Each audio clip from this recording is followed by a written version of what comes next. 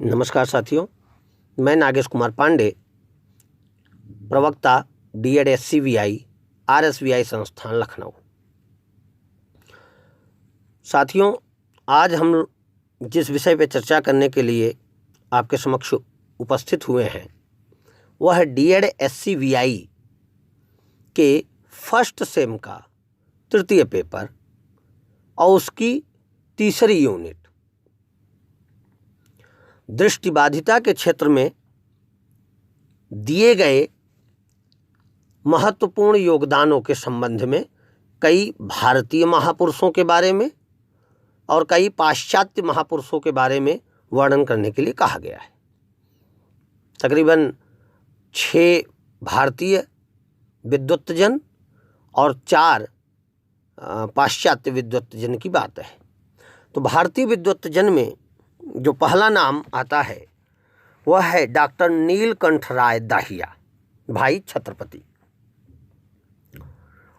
Doctor Neelkanth राय दाहिया पश्चिमी भारत में दृष्टिहीनार्थ शिक्षा एवं कल्याण के एक कर्मठ नायक के रूप में गिने जाते हैं।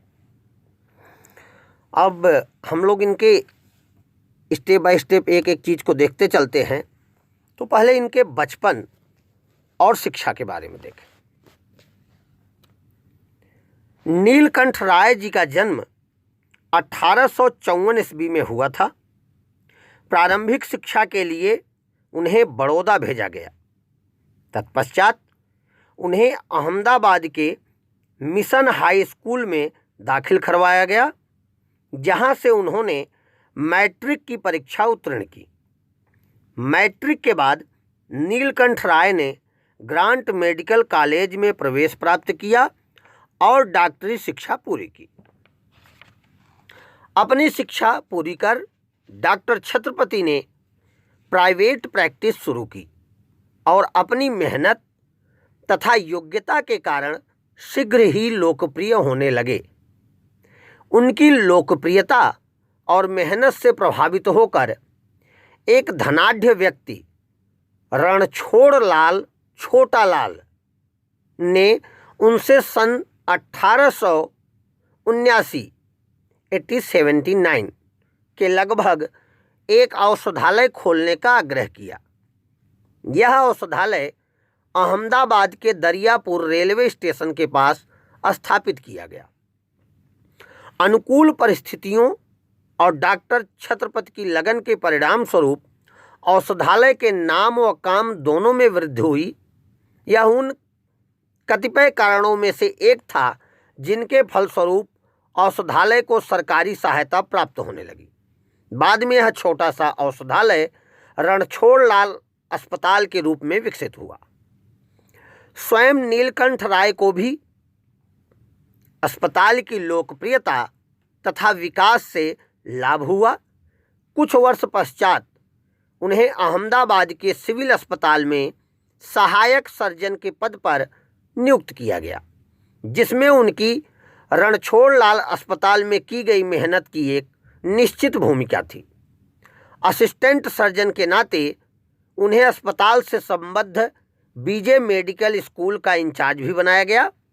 शिक्षण में दक्षता और हंसमुख स्वभाव की बदौलत नीलकंठ छात्रों में जल्दी ही घुल मिल गए और मोटा भाई अर्थात बड़ा भाई के नाम से प्रसिद्ध हो गए। डॉक्टर जॉन राब उस समय सिविल अस्पताल के मुख्य सर्जन थे। वे भी नीलकंठ राय के काम से बहुत प्रभावित हुए। यह परिचय भविष्य में डॉक्टर छत्रपति के लिए बड़ा महत्वपूर्ण सिद्ध हुआ। अब हम लोग देखते हैं कि डॉक्टर छत्रपति किस तरीके से दृष्टिहीनता की स्थिति को प्राप्त हुए, अर्थात उनमें दृष्टिहीनता कैसे आई। 1892 के आसपास डॉक्टर छत्रपति के मित्रों ने टेनिस खेलते हुए उन्हें कुछ ऐसी गलतियां करते हुए पाया जिनकी अपेक्षा उनकी प्रतिभा वाले टेनिस खिलाड़ी से नहीं की जा सकती थी। उसके थोड़े समय बाद ही स्वयं नीलकंठ राय को भी अपनी दृष्टि में कमी का एहसास होने लगा। वह जांच के लिए बंबई गए, परंतु नेत्र विशेषज्ञ उनकी बीमारी की सही जांच करने में असमर्थ रहे। उनमें चश्मा लगा दिया गया, परंतु वह अधिक समय तक उसकी सहायता नहीं कर सके। अर्थात चश्मा लाभान्वित बहुत नहीं हुआ। अंततः विवश होकर नीलकंठ राय को सरकारी नौकरी से त्यागपत्र देना पड़ा। साथ ही उन्हें आंखें कमजोर होने के कारण अपनी पसंद के अनेक कामों को भी तिलांजलि देनी पड़ी। इनमें से टेनिस खेलना व लेखन भी एक महत्वपूर्ण कार्यों में सम्मिलित थे। काफी समय तक कोई लेख न प्राप्त होने पर टेंसेंट के संपादक ने डॉक्टर छत्रपति से इसका कारण जानना चाहा। छत्रपति ने अपनी दुर्घटना का समाचार दिया तो संपादक ने उन्हें अपनी सभी चिकित्सा रिपोर्ट भेजने का आग्रह किया। भेजी गई रिपोर्टों का अध्ययन करने के बाद संपादक का निष्कर्ष था कि वह आंखों के एक असाध्य रोग के शिकार हो गए थे, जिसमें आंखों से मस्तिष्क तक संकेत ले जाने वाली नाड़ियां निष्क्रिय हो जाती हैं। भारतीय डॉक्टरों ने इस निष्कर्ष को सही पाया। अब हम लोग देखते हैं कि डॉक्टर छत्रपति के जीवन में चुनौतियों का सामना कैसे हुआ।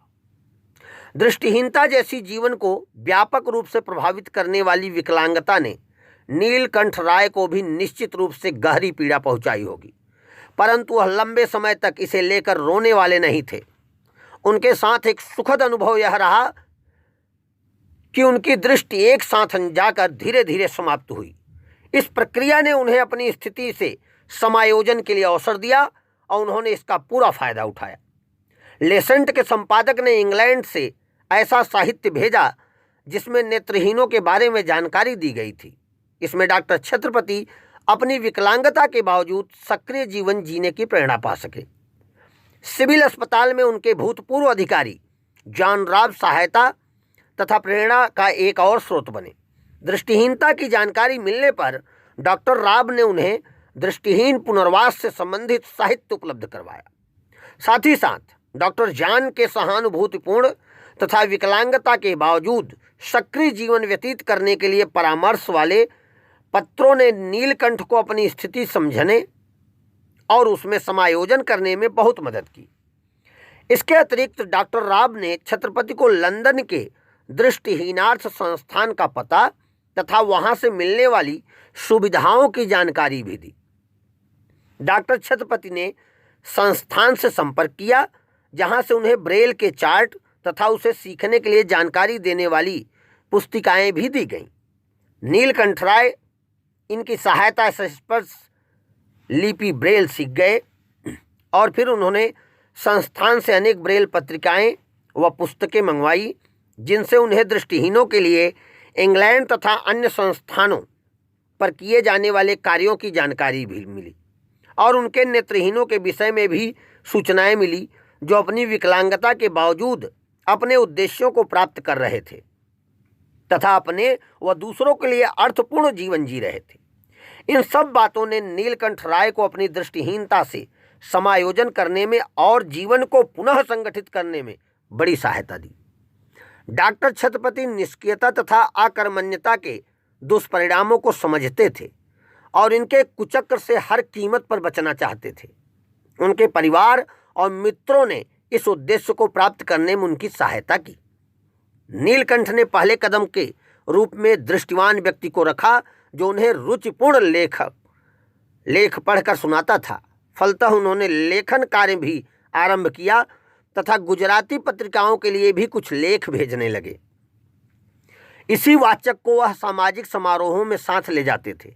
इस प्रकार वह निष्क्रियता के जाल से स्वयं को बचा पाए और उनके जीवन को एक नई दिशा मिलने लगी। दृष्टिहीनों के लिए शिक्षा योजना। डॉक्टर छत्रपति स्वयं शिक्षित थे तथा शिक्षा के लाभ पहचानते थे।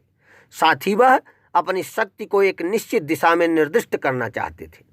उनके मन में दृष्टिहीनों के लिए एक विद्यालय स्थापित करने का विचार पनप रहा था, परंतु इसके लिए आवश्यक धन एक बड़ा प्रश्न चिन्ह था। समस्या समाधान के लिए उन्होंने बड़ौदा के तत्कालीन राजा से मिलने का निश्चय किया। डॉक्टर नीलकंठ राय छत्रपति को 1895 ईस्वी में साक्षात्कार का अवसर मिला और अपने मन की बात कहने का भी, परंतु वह राजा को दृष्टिहीनार्थ विद्यालय की आवश्यकता व उपयोगिता समझाने में सफल नहीं हो पाए। यह कोई आश्चर्य की बात नहीं कही जा सकती। चाहे नीलकंठ राय अपने उद्देश्य में बहुत सफल नहीं हो पाए, परंतु उनका प्रयास पूर्णतया निरर्थक भी नहीं समझा जा सकता। बड़ौदा के शासक ने भारत व अन्य देशों में नेत्रहीनों की स्थिति जानने के लिए डॉक्टर छत्रपति को 300 रुपये का अनुदान दिया। इस सफलता ने उनका उत्साह एक सीमा तक अवश्य बढ़ाया होगा। इस अनुदान तथा दृष्टिहीनों की शिक्षा तकनीकों से परिचित होने की जिज्ञासा के फलस्वरूप डॉक्टर छत्रपति कुशार्प द्वारा स्थापित एवं संचालित दृष्टिहीनार्थ विद्यालय को देखने के लिए 1895 ईस्वी में ही अमृतसर गए। इस यात्रा ने उन्हें अपने गंतव्य की ओर बढ़ने के लिए प्राप्त जानकारी व सहायता प्रदान की। अमृतसर से लौटने के पश्चात संभवतः इसी वर्ष अथवा अगले वर्ष उन्होंने अपनी कर्मभूमि अहमदाबाद में नेत्रहीनों के लिए एक संस्था की स्थापना की। यद्यपि इसे वर्तमान अर्थों में विद्यालय कहना कठिन होगा, परंतु तात्कालिक परिस्थितियों को देखते हुए इसे विद्यालय कहना उचित रहेगा। संयोगवश यह हमारे देश का तीसरा दृष्टिहीनार्थ विद्यालय था। इस नीलकंठ राय ने फिर से प्रयास किए और कुछ दृष्टिहीन उनके विद्यालय में आए। संख्या बढ़ने के साथ साथ उन्हें अधिक स्थान की भी आवश्यकता हुई। इस उद्देश्य के लिए उन्होंने गुजरात वर्नाकुलर सोसाइटी की सहायता प्राप्त की तथा उसके परिसर में अपना विद्यालय चलाने की अनुमति ले ली। अब उन्हें स्कूल के लिए स्थानीय नगर पालिका में कुछ आर्थिक सहायता के साथ साथ जनता से भी दान स्वरूप कुछ आर्थिक सहायता मिलने लगी थी। इस विद्यालय के संबंध में जानकारी से दो उल्लेखनीय बातें उभरती हैं। पहली तो यह कि स्कूल ने न केवल दृष्टिहीन लड़कों बल्कि दृष्टिहीन लड़कियों को भी प्रवेश दिया और परिणाम स्वरूप उन्हें भी शिक्षा का अवसर दिया। यह निश्चित रूप से एक असाधारण बात थी। निश्चित रूप से इसका श्रेय छत्रपति को जाता है, जो दृष्टिहीन लड़कियों के लिए भी शिक्षा के महत्व को समझते व स्वीकारते थे। परंतु बाद में अपने नए विद्यालय में वह लड़कियों की शिक्षा की व्यवस्था क्यों नहीं कर पाए, यह स्पष्ट नहीं है। उनके विद्यालय की दूसरी महत्वपूर्ण बात यह थी कि शिक्षा प्राप्त करने वाले कई छात्र अपने घरों से आते थे, अर्थात वहाँ रुक करके अध्ययन नहीं बल्कि घर जा कर के आना। डे बोर्डिंग स्कूल टाइप का छत्रपति साहब ने अपना विद्यालय चलाया। अब हम लोग देखते हैं कि डॉक्टर नीलकंठ राय ने ब्रेल लिपि के लिए कैसे अपना सहयोग दिया। अनेक सीमाओं के बावजूद नीलकंठ राय ने अपनी विकलांगता से उत्पन्न बाधाओं को पीछे हटने पर मजबूर कर दिया था।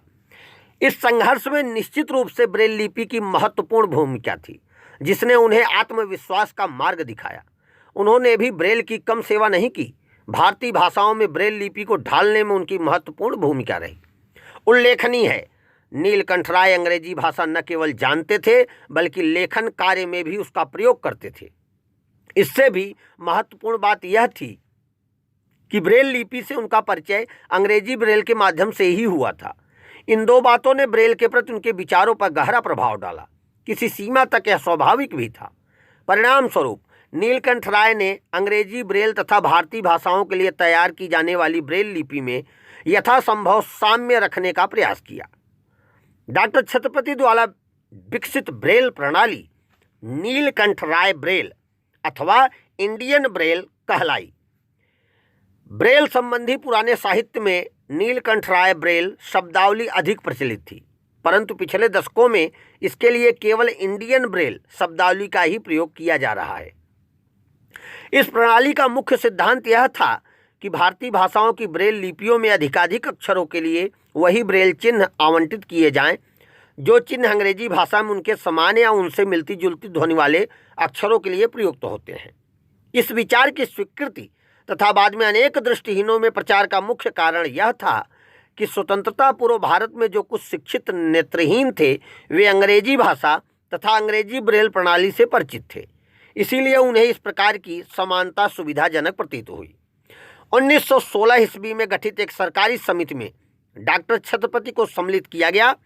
इस समिति ने उनकी ब्रेल प्रणाली तथा उसके लिए अपनाए गए सिद्धांत को स्वीकार कर लिया। बाद में चलकर इस सिद्धांत को लेकर भारतीय भाषाओं के लिए समान ब्रेल प्रणाली विकसित करने वाले अन्य व्यक्तियों तथा इस सिद्धांत को मानने वालों के मध्य खींचातानी होती रही, जो 1951 में ही समाप्त हो पाई। निश्चित रूप से डॉक्टर नीलकंठ राय दाहिया छत्रपति ने दृष्टिहीन कल्याण के क्षेत्र में महत्वपूर्ण भूमिका निभाई। तात्कालिक वातावरण को देखते हुए इसका महत्व और बढ़ जाता है। भारतीय भाषाओं में ब्रेल लिपि को ढालने हेतु किए गए उनके प्रयास भी सराहनीय हैं। यद्यपि इसके फलस्वरूप उनकी मृत्यु के कारण 3 दशकों बाद तक इस क्षेत्र में ब्रेल को लेकर लगातार खींचातानी चलती रही।